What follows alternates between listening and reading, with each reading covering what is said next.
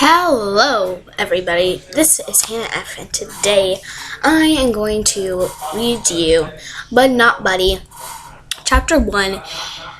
This is kind of going to be a series for my videos, and I put it on the computer so that way you guys can read it if you don't have the book. And let's get to it.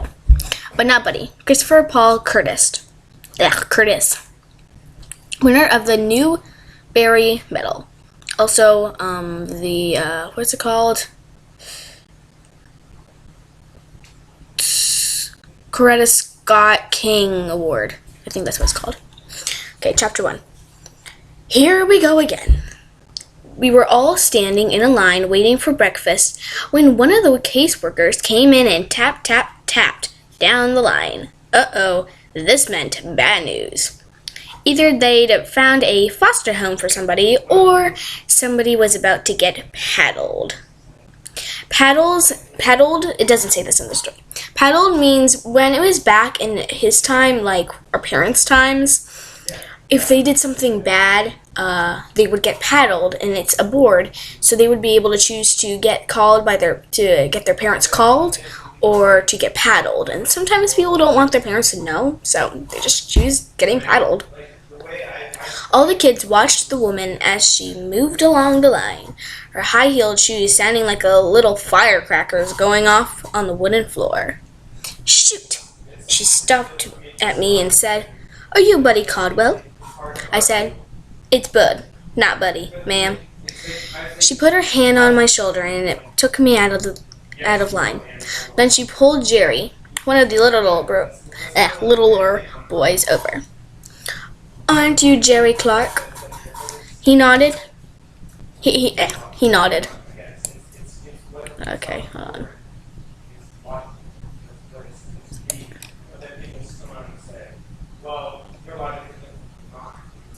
Okay, I'm trying to find where I just was. Okay,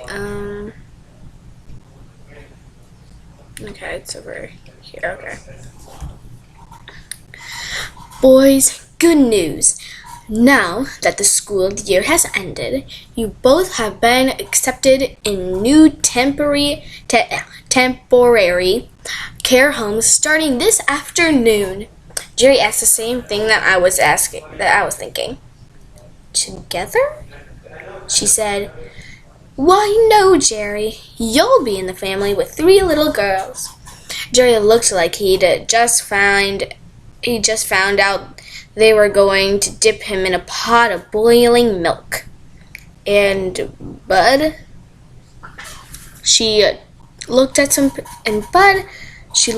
papers she was holding. "Oh, yes, the Amoses. You'll be living with Mr. and Mrs. Amos and their son, who's 12 years old. That makes him just 2 years older than you. Doesn't it, Bud?" "Yes, ma'am," she said. "I'm sure you'll both be very happy." Me and Jerry looked at each other. The woman said, Now, boys, no need to look so glum. I know you don't understand what it means, but there is a depression going on all over this country. The depression is the Great Depression, when lots of people lost their money. And actually, some people, they were so rich and they lost their money and they took away their own lives because they were totally miserable. People can't find jobs, and these are very, very difficult times for everybody. We've been lucky enough to find 2 wonderful families who've opened their doors for you. I think it's best that we show our new foster families that we're very... She dragged out the word very, waiting for us to finish her sentence for her. Jerry said, "Cheerful, helpful, and grateful."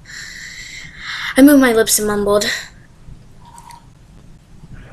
She smiled and said, "Unfortunately, you won't have time for breakfast.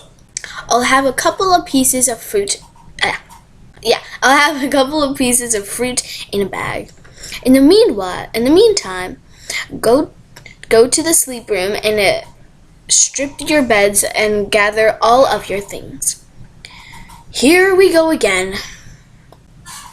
I felt like I was walking in my sleep as I followed Jerry back to the room where all the boys' beds were jammed together. This was the third foster home I was going to, and I'm so used to packing up and leaving. But it still surprises me that there are always a few seconds right after they tell you you've got to go. When my nose gets all runny and my throat gets all choky and my eyes get all stingy. But the tears coming out doesn't happen to me anymore. I don't know when it first happened, but it seems like my eyes don't cry anymore. Jerry sat on his bed and I could tell that he was losing the fight not to cry. Tears were popping out of his eyes and slipping down his cheeks. I sat down next to him and said, I know being in a house with 3 little girls sounds terrible, Jerry, but it's a lot better than being with a boy who's a couple years older than you. I'm the one who's going to have problems. An older boy is going to want to fight, but those little girls are going to treat you real good. They're going to treat you like some kind of special pet or something. Jerry said, You really think so? I said, I'd trade you in a minute. The worst thing that's going to happen to you is that they're going to make you play house a lot.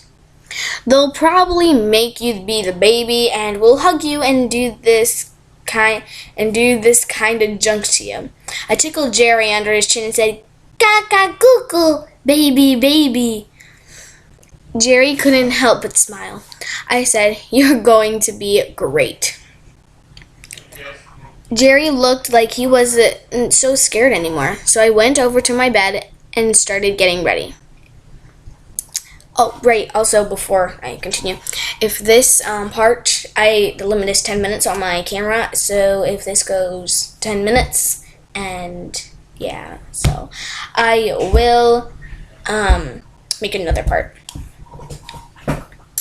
Even though it was me who was in a lot of trouble, I couldn't help myself but feel sorry for Jerry, not only because he was going to have to live around 3 little girls, but also because being 6 is a real rough age to be at. Most folks think you start to be a real adult when you're 15 or 16 years old, but that's not true. It really starts when you're around 6.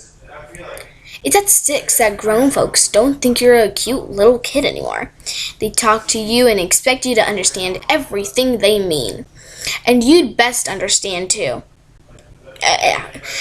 You aren't looking for some real trouble, because it's around 6 that grown folks stop giving you little swats and taps and jump clean up to giving you slugs. That, I don't know what that means.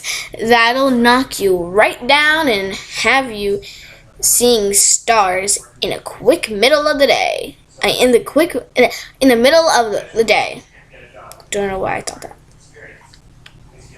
The first foster home I was in taught me that real quick. 6 is a bad time too, 'cause that's when some real scary things start to happen to your body. It's around then that your teeth start coming loose in your mouth. You wake up one morning, it seems like your tongue is the first thing to notice that something strange is going on.